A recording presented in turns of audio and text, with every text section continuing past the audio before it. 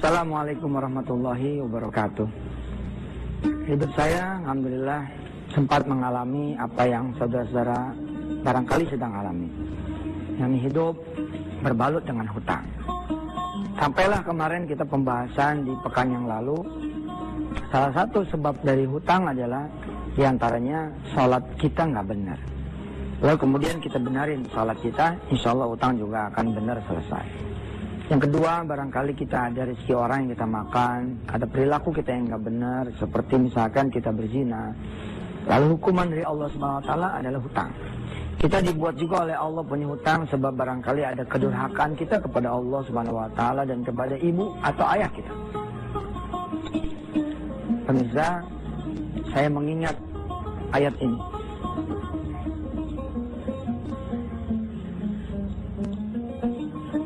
Rabbana zalamna anfusana. Anfusana ini meliputi kita sendiri, istri kalau dia sudah beristri, atau suami kalau dia sudah punya suami, anak termasuk orang tua, mertua. Rabbana zalamna anfusana wa illam taghfir lana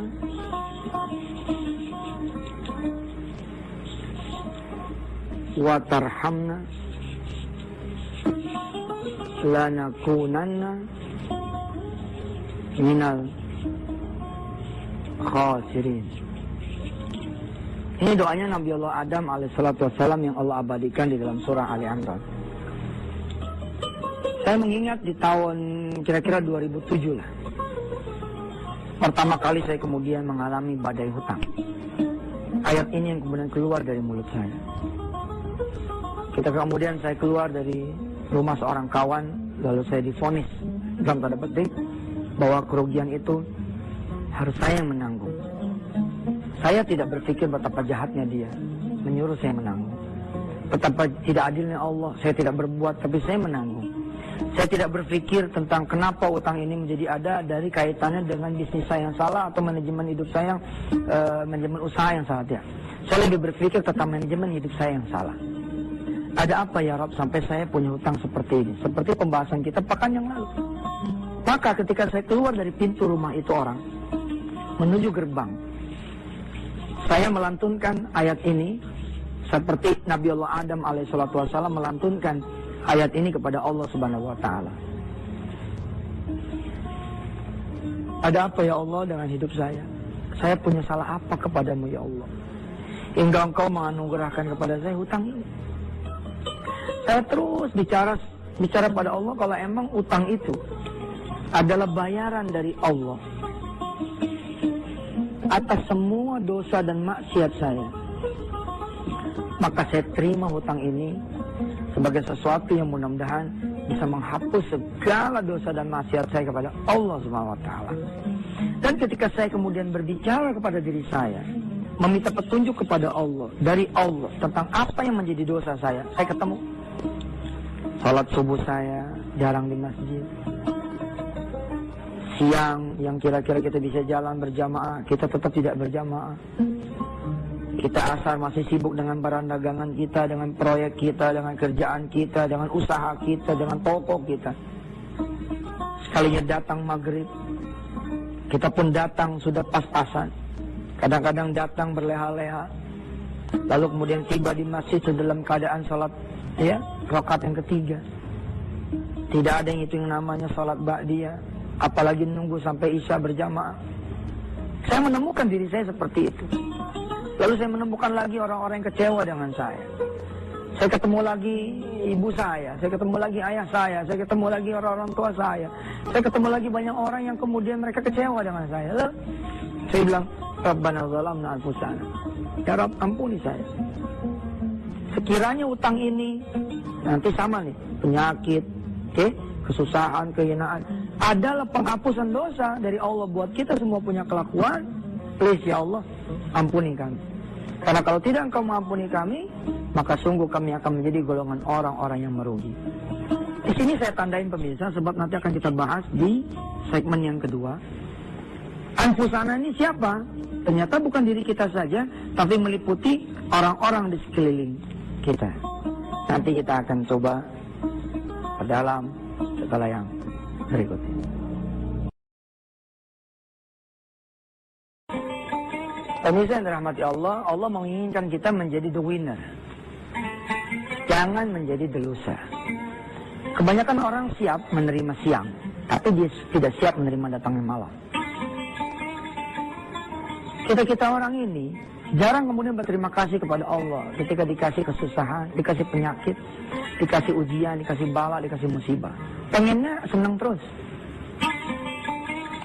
Pengennya happy terus. Pengennya dapat karunia yang berupa kebahagiaan yang ukurannya adalah kacamata manusia. Saudara harus tahu apa sih yang disebut dengan masalah. Apa juga yang disebut dengan karunia. Definisinya bisa terbalik. Saudara lihat Ka'bah. Ka'bah, dia berjalan, yang tawaf, tidak seperti jarum jam manusia ke kanan.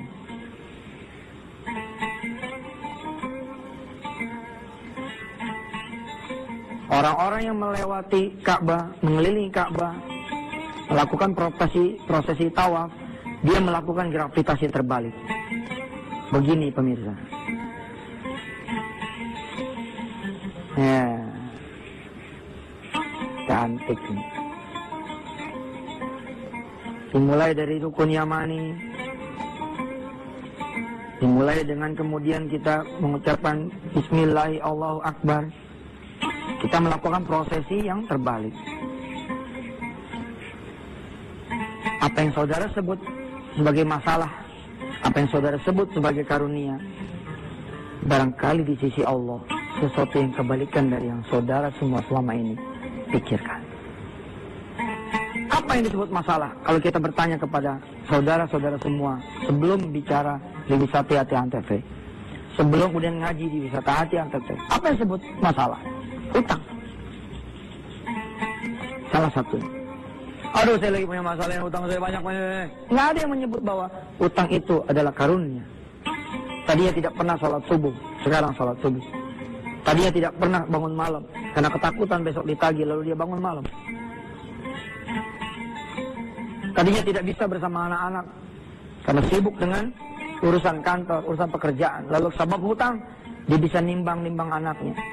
Dia bisa nimbang-nimbang anaknya. Dia bisa menceritakan satu kisah kepada anaknya. Orang menganggap masalah ada sesuatu yang sifatnya keburukan buat dia. Padahal tidak pernah ada yang datangnya dari Allah. Itu adalah keburukan. Nggak pernah ada. Ustaz nggak ngalamin sih. Siapa? Aneh ngalamin banget. Ngalamin benar. Sampai saya cerita.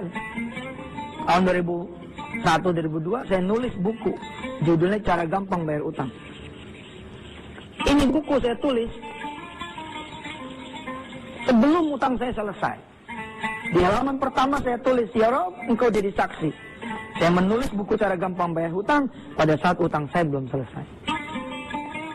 Di sini berisi tesis saya tentang apa saja yang dilakukan dan harus dilakukan oleh semua orang yang punya hutang kalau hutangnya mau lunas.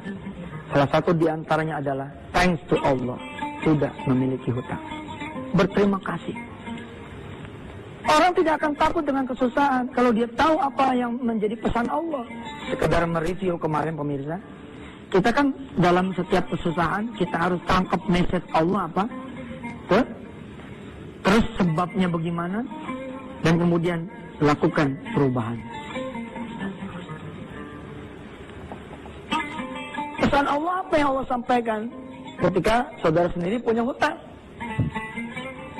Kita benahin dulu nih di segmen yang kedua ini pemirsa. Betapa yang saudara sebut masalah dan karunia seperti prosesi tawaf. Terbalik, beda.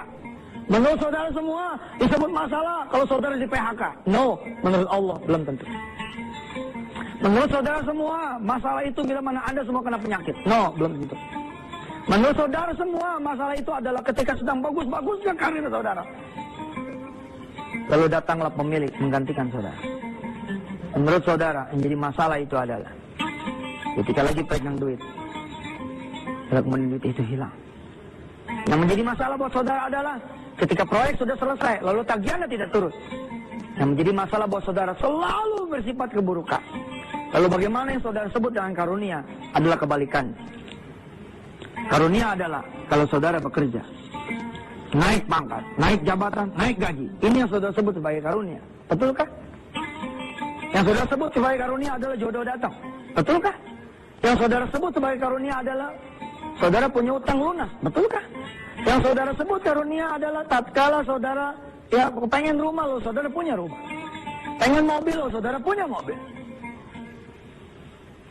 Lantas apa yang disebut dengan masalah dan karunia? Tetaplah bersama Yusuf Mansur, insyaallah di Wisata Antv.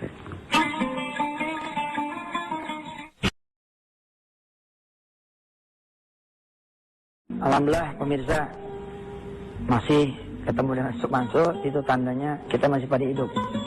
Masih sempat kita beristighfar dan berterima kasih kepada Allah, kita sudah dikasih masalah. Dengan masalah kita menjadi kuat. Sesuai dengan janji saya di segmen sebelumnya, kita akan bercerita membahas tentang apa yang disebut dengan masalah dan karunia. Insya Allah, ketika saya memakai tolak ukur ini, hati saya menjadi tenang pemirsa. Tenang, adem, kalem, gitu. Nggak ada worry-nya, nggak ada takutnya. Sebab apa? Ukurannya masalah itu adalah kalau Anda lupa sama Allah. Nih ukurannya, kriterianya, alat ukurnya. Lalu disebut masalah itu adalah kalau Anda jauh dari Allah.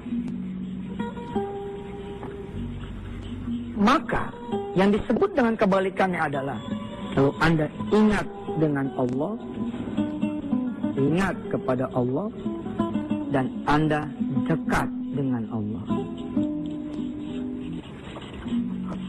Hanya ini yang disebut dengan masalah. Hanya ini yang kemudian disebut dengan karunia. Surah Taha ayat 124 diantaranya berbicara tentang ini. Sekarang kita ukur. Anda naik nih karir nih, tapi sebab naik karir tadinya bisa salat tepat waktu, saya tidak bisa salat tepat waktu. Kira-kira jadi jauh, apa jadi dekat? Kan naik karir, harusnya karunia dong. Dah, berdasarkan kriteria ini, Anda ada di zona masalah. Tadinya pakai tikar, karena pakai tikar gatal melulu, sholat tahajud terus. Lalu Anda beli kasur, nggak tanggung-tanggung, yang 30 juta, nyaman dong, nyaman kan? Tapi saudara lihat, ketika saudara ada di zona karunia menurut hitungan saudara dengan kasur 30 juta. Oke? Lalu saudara menjadi lupa sama Allah, nggak bisa bangun malam. Lihat, saudara sesungguhnya di zona karunia atau di zona masalah. Betul, saudara di zona masalah.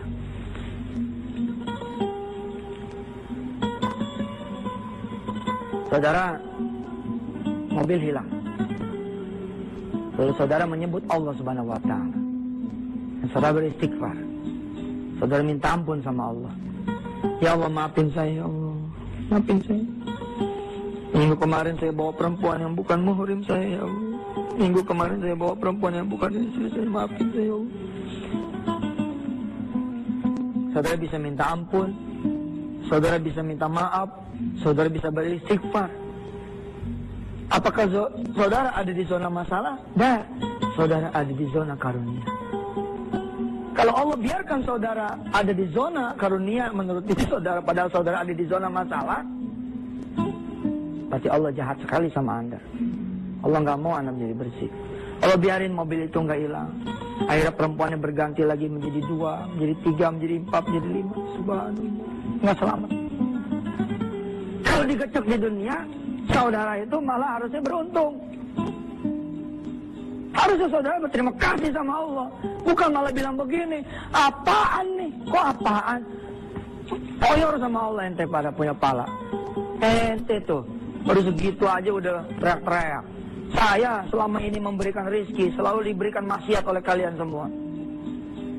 Turun dariku rahmatku, tapi naik dari kalian semua. Sesuatu yang membuat kau jadi murka. Harusnya saudara senang. Sebab apa? Dibantainya di dunia.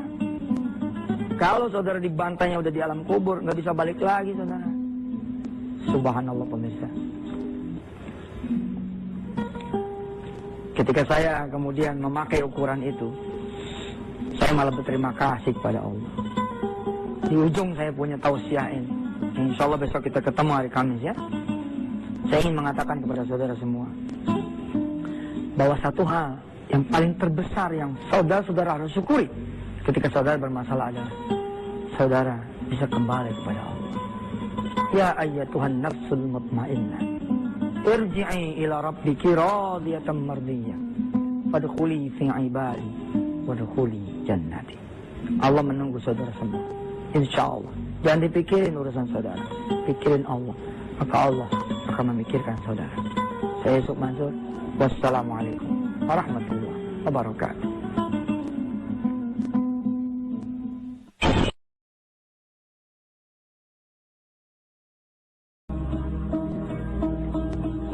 Assalamualaikum warahmatullahi wabarakatuh. Hidup saya, alhamdulillah, sempat mengalami apa yang saudara-saudara barangkali sedang alami. Yang hidup berbalut dengan hutang. Sampailah kemarin kita pembahasan di pekan yang lalu, salah satu sebab dari hutang adalah diantaranya sholat kita nggak benar. Lalu kemudian kita benarin sholat kita, insya Allah hutang juga akan benar selesai. Yang kedua, barangkali kita ada rezeki orang yang kita makan, ada perilaku kita yang nggak benar, seperti misalkan kita berzina. Lalu hukuman dari Allah SWT adalah hutang. Kita dibuat juga oleh Allah punya hutang sebab barangkali ada kedurhakaan kita kepada Allah SWT dan kepada ibu atau ayah kita. Pemirsa, saya mengingat ayat ini.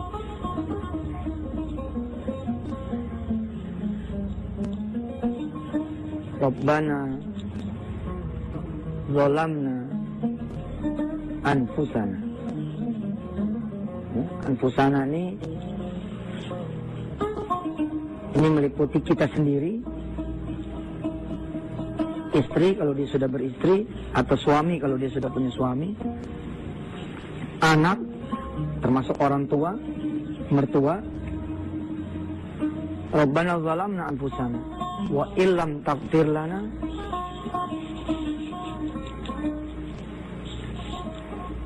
wa tarhamna lanakunanna minal khasirin. Ini doanya Nabi Allah Adam alaihissalatu wassalam yang Allah abadikan di dalam surah Ali Imran. Saya mengingat di tahun kira-kira 2007 lah. Pertama kali saya kemudian mengalami badai hutang. Ayat ini yang kemudian keluar dari mulut saya. Kemudian saya keluar dari rumah seorang kawan, lalu saya divonis dalam tanda petik bahwa kerugian itu harus saya yang menanggung. Saya tidak berpikir betapa jahatnya dia menyuruh saya menanggung, betapa tidak adilnya Allah. Saya tidak berbuat tapi saya menanggung. Saya tidak berpikir tentang kenapa utang ini menjadi ada dari kaitannya dengan bisnis saya yang salah atau manajemen hidup saya yang manajemen usaha yang salah. Tidak. Saya lebih berpikir tentang manajemen hidup saya yang salah. Ada apa ya Rob sampai saya punya hutang seperti ini? Seperti pembahasan kita pekan yang lalu. Maka ketika saya keluar dari pintu rumah itu orang menuju gerbang, saya melantunkan ayat ini seperti Nabi Allah Adam alaihissalatu wassalam melantunkan ayat ini kepada Allah Subhanahu wa taala. Ada apa ya Allah dengan hidup saya? Saya punya salah apa kepadamu ya Allah? Hingga Engkau menganugerahkan kepada saya hutang ini. Saya terus bicara pada Allah kalau emang utang itu adalah bayaran dari Allah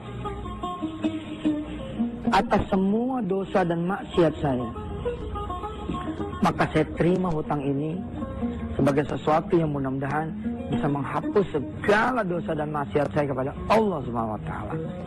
Dan ketika saya kemudian berbicara kepada diri saya, meminta petunjuk kepada Allah, dari Allah, tentang apa yang menjadi dosa saya ketemu. Salat subuh saya jarang di masjid. Siang yang kira-kira kita bisa jalan berjamaah, kita tetap tidak berjamaah. Kita asar masih sibuk dengan barang dagangan kita, dengan proyek kita, dengan kerjaan kita, dengan usaha kita, dengan toko kita. Sekalinya datang maghrib, kita pun datang sudah pas-pasan. Kadang-kadang datang berleha-leha. Lalu kemudian tiba di masjid dalam keadaan sholat rakaat yang ketiga.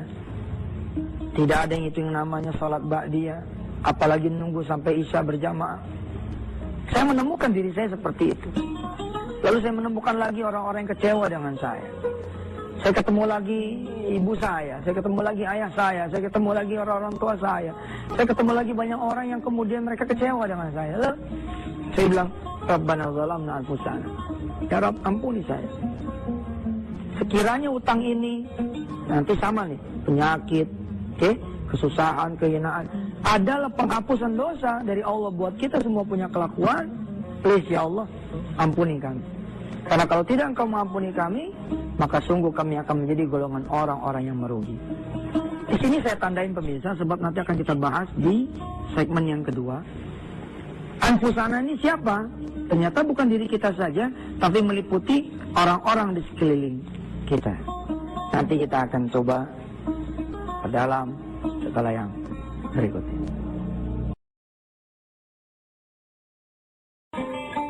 Pemirsa yang dirahmati Allah, Allah menginginkan kita menjadi the winner.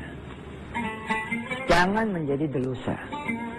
Kebanyakan orang siap menerima siang, tapi dia tidak siap menerima datangnya malam. Kita orang ini jarang kemudian berterima kasih kepada Allah ketika dikasih kesusahan, dikasih penyakit, dikasih ujian, dikasih bala, dikasih musibah. Pengennya senang terus. Pengennya happy terus. Pengennya dapat karunia yang berupa kebahagiaan yang ukurannya adalah kacamata manusia. Saudara harus tahu apa sih yang disebut dengan masalah, apa juga yang disebut dengan karunia. Definisinya bisa terbalik. Saudara lihat Ka'bah. Ka'bah, dia berjalan, yang tawaf, tidak seperti jarum jam manusia ke kanan.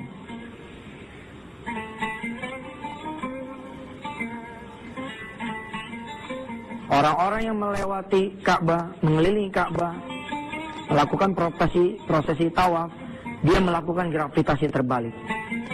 Begini pemirsa. Ya, cantik ini. Dimulai dari rukun Yamani, dimulai dengan kemudian kita mengucapkan Bismillah, Allahu Akbar. Kita melakukan prosesi yang terbalik. Apa yang saudara sebut sebagai masalah, apa yang saudara sebut sebagai karunia, barangkali di sisi Allah sesuatu yang kebalikan dari yang saudara semua selama ini pikirkan. Apa yang disebut masalah? Kalau kita bertanya kepada saudara-saudara semua sebelum bicara di Wisata Hati Antv, sebelum kemudian ngaji di Wisata Hati Antv, apa yang disebut masalah? Utang. Salah satu. Aduh, saya lagi punya masalah, utang saya banyak. Nggak ada yang menyebut bahwa utang itu adalah karunia. Tadinya tidak pernah sholat subuh, sekarang sholat subuh. Tadinya tidak pernah bangun malam karena ketakutan besok ditagih, lalu dia bangun malam. Tadinya tidak bisa bersama anak-anak karena sibuk dengan urusan kantor, urusan pekerjaan. Lalu sebab hutang, dia bisa nimbang-nimbang anaknya. Dia bisa nimbang-nimbang anaknya. Dia bisa menceritakan satu kisah kepada anaknya. Orang menganggap masalah ada sesuatu yang sifatnya keburukan buat dia. Padahal tidak pernah ada yang datangnya dari Allah. Itu adalah keburukan. Nggak pernah ada. Ustaz nggak ngalamin sih. Siapa? Aneh ngalamin banget. Ngalamin bener. Sampai saya cerita. Tahun 2010 2002 saya nulis buku. Judulnya Cara Gampang Bayar Utang. Ini buku saya tulis sebelum utang saya selesai. Di halaman pertama saya tulis, ya Rob, engkau jadi saksi. Saya menulis buku Cara Gampang Bayar Hutang pada saat utang saya belum selesai. Di sini berisi tesis saya tentang apa saja yang dilakukan dan harus dilakukan oleh semua orang yang punya hutang kalau hutangnya mau lunas. Salah satu di antaranya adalah thanks to Allah, sudah memiliki hutang. Berterima kasih. Orang tidak akan takut dengan kesusahan kalau dia tahu apa yang menjadi pesan Allah. Sekedar mereview kemarin pemirsa, kita kan dalam setiap kesusahan kita harus tangkap message Allah apa, terus sebabnya bagaimana, dan kemudian lakukan perubahan. Pesan Allah apa yang Allah sampaikan ketika saudara sendiri punya hutang? Kita benahin dulu nih di segmen yang kedua ini pemirsa. Betapa yang saudara sebut masalah dan karunia seperti prosesi tawaf. Terbalik, beda. Menurut saudara semua disebut masalah kalau saudara di PHK. No, menurut Allah belum tentu. Menurut saudara semua masalah itu bila mana Anda semua kena penyakit. No, belum tentu. Menurut saudara semua masalah itu adalah ketika sedang bagus-bagusnya karir saudara. Lalu datanglah pemilik menggantikan saudara. Menurut saudara, yang jadi masalah itu adalah ketika lagi pegang duit, lalu kemudian duit itu hilang. Yang menjadi masalah buat saudara adalah ketika proyek sudah selesai, lalu tagihannya tidak turun. Yang menjadi masalah buat saudara selalu bersifat keburukan. Lalu bagaimana yang saudara sebut dengan karunia adalah kebalikannya. Karunia adalah kalau saudara bekerja, naik pangkat, naik jabatan, naik gaji. Ini yang saudara sebut sebagai karunia. Betulkah? Yang saudara sebut sebagai karunia adalah jodoh datang. Betulkah? Yang saudara sebut sebagai karunia adalah saudara punya utang lunas. Betulkah?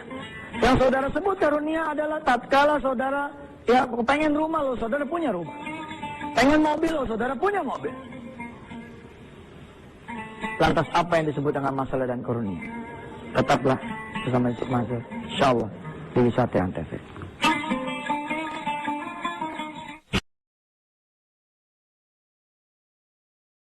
Alhamdulillah pemirsa, masih ketemu dengan Yusuf Mansur, itu tandanya kita masih pada hidup. Masih sempat kita beristighfar dan berterima kasih kepada Allah, kita sudah dikasih masalah. Dengan masalah kita menjadi kuat. Sesuai dengan janji saya di segmen sebelumnya, kita akan bercerita membahas tentang apa yang disebut dengan masalah dan karunia. Insya Allah, ketika saya memakai tolak ukur ini, hati saya menjadi tenang pemirsa. Tenang, adem, kalem, gitu. Nggak ada worry-nya, nggak ada takutnya. Sebab apa? Ukurannya masalah itu adalah kalau Anda lupa sama Allah. Nih ukurannya, kriterianya, alat ukurnya. Lalu disebut masalah itu adalah kalau Anda jauh dari Allah. Maka yang disebut dengan kebalikannya adalah kalau Anda ingat dengan Allah, ingat kepada Allah, dan Anda dekat dengan Allah. Hanya ini yang disebut dengan masalah. Hanya ini yang kemudian disebut dengan karunia. Surah Taha ayat 124 diantaranya berbicara tentang ini. Sekarang kita ukur. Anda naik nih karir nih, tapi sebab naik karir tadinya bisa sholat tepat waktu, saya tidak bisa sholat tepat waktu. Kira-kira jadi jauh, apa jadi dekat? Kan naik karir, harusnya karunia dong. Dah, berdasarkan kriteria ini, Anda ada di zona masalah. Tadinya pakai tikar, karena pakai tikar gatal melulu, sholat tahajud terus. Lalu Anda beli kasur, nggak tanggung-tanggung, yang 30 juta, nyaman dong, nyaman kan? Tapi saudara lihat, ketika saudara ada di zona karunia menurut hitungan saudara dengan kasur 30 juta. Oke? Lalu saudara menjadi lupa sama Allah, nggak bisa bangun malam, lihat, saudara sesungguhnya di zona karunia atau di zona masalah. Betul, saudara di zona masalah.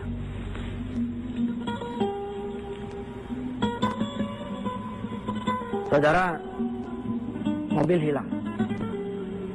Lalu saudara menyebut Allah Subhanahu wa Ta'ala. Dan saudara beristighfar.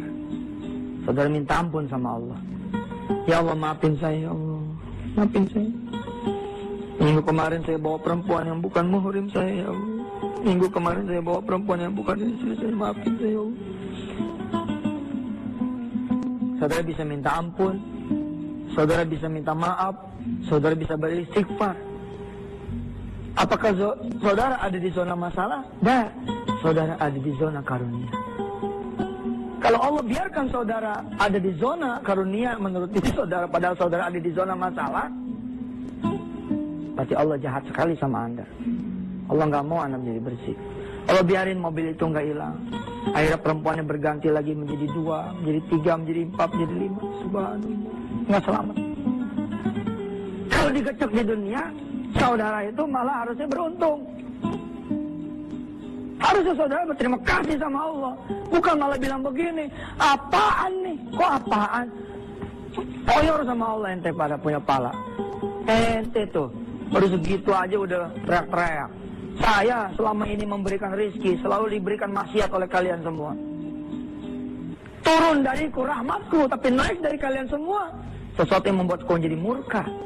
Harusnya saudara senang. Sebab apa? Dibantainya di dunia.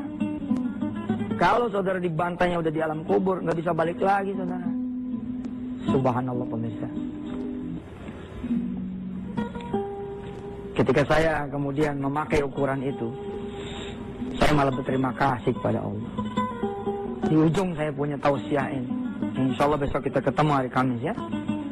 Saya ingin mengatakan kepada saudara semua, bahwa satu hal yang paling terbesar yang saudara-saudara harus syukuri ketika saudara bermasalah adalah saudara bisa kembali kepada Allah. Ya ayyatuhan nafsul mutmainnah, irji'i ila rabbiki radiyatan mardiyah, fadkhuli fi ibadi wadkhuli jannati. Allah menunggu saudara semua. Insyaallah. Jangan dipikirin urusan saudara, pikirin Allah, maka Allah akan memikirkan saudara. Saya Yusuf Mansur. Wassalamualaikum warahmatullahi wabarakatuh.